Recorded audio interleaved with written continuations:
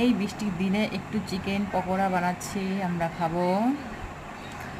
আর হচ্ছে তোমাদের যদি কারোর খেতে ইচ্ছা করে আমাদের বাড়ি চলে এসো, ঠিক আছে? আমরা এখন সস দিয়ে, হালকা একটু বিয়ার দিয়ে চিকেন পকোড়া খাবো।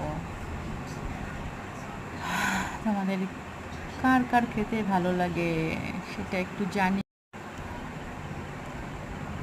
দেখো কি সুন্দর করে মুখে দিচ্ছি, খাওয়ার সময় মনে হচ্ছে যে কি বলবো, আর তোমাদের কিছু বলার নেই।